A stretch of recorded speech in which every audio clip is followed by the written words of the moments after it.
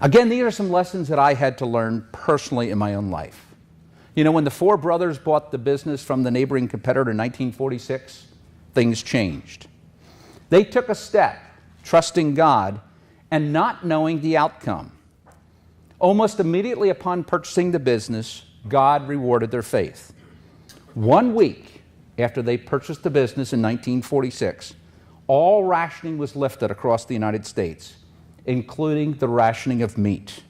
One of the reasons the competitors sold the business was their business was doing so poorly, and they were really struggling because meat was being rationed at that time. Everyone was limited on the amount of meat they could buy and purchase. But when rationing was lifted just 1 week after the purchase, the family had all the business they could handle and even more. I'm sure that my uncles and my father had people asking them, "Are you really being courageous to buy another business? Or is this just foolishness? Investing your money in a business that may go under?" My relatives weren't looking for comfort. They were content. This is where God wanted them to do. But let me jump ahead 50 years. To the turn of the century in 2000, I had been the CEO of our company now for about 5 years. We were profitable, but getting very comfortable as a business. I saw some handwriting on the wall that we had moved beyond contentment back to being comfortable, and we never saw the impending danger that we were facing. What were some of the danger signs that I saw? Oops, excuse me, let's go back here a second. Here are some of the danger signs that we saw. Our sales had doubled over the past 10 years, from 1990 to 2000, but our profits were flat. Our employee count had more than doubled, but our productivity numbers as a percent were lower. Our family felt entitled to jobs, titles, and rewards. We were more concerned about appearance and less about performance. It would have been very easy for me to just go with the flow. However, I knew I couldn't do that.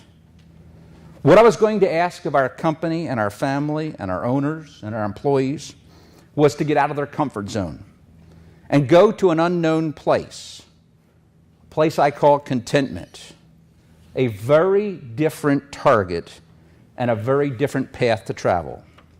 See, I could have been driven by fear. Instead, I was being driven by contentment, underpinned with courage. We kept asking ourselves a very profound question. Am I doing the easy thing, or am I doing the right thing? See, our core values drive everything we do. Our core values are integrity, ethics, and stewardship. I want to make sure these weren't just words on the paper, but what we truly believe. As the CEO, I had to ask our team some very hard questions. See, when we use the word integrity, we describe it as, "I'll do what I say." Were we really doing what we'd say we'd do? The real answer was no. But the comfortable answer was yes. See, we had remained profitable as a company. We had paid dividends to our community. We had shared our profits with our employees. We had continued to give charitable gifts to our community. Aren't they the right things? Yes, they are. But see, the amount that we were doing was far less than we had done in the past, and far less that we were really capable of doing. So we could say we passed our integrity test, but just barely. When we say ethics, we say, "I'll do the right thing." Were we really doing the right thing? Again, the answer was yes.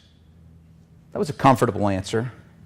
But in reality, we knew we were doing the easy things, not exactly what was right. We weren't doing wrong things. We weren't just doing enough right things. Finally, we came to stewardship, which we interpret as, "I'll build a foundation for the future." Were we really building a foundation for the future?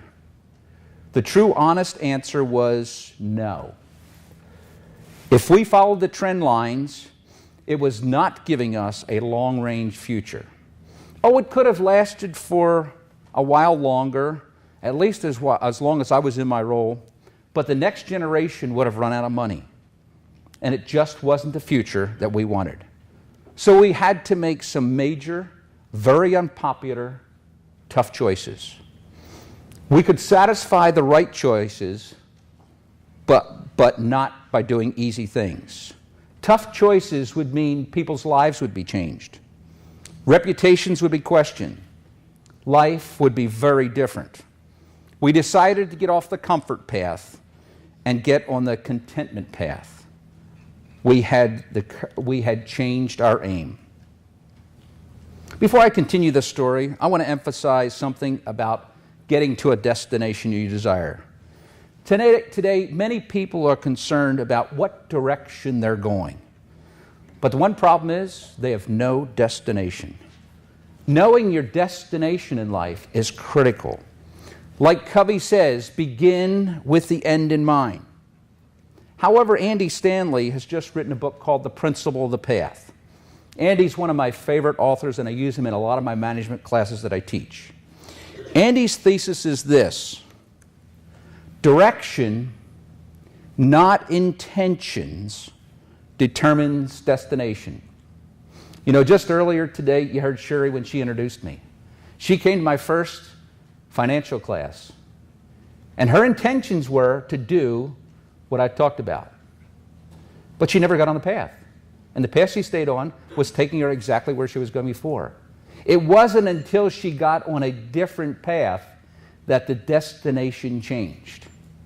You know, so oftentimes, a lot of us today have great intentions, but we never get on the right path.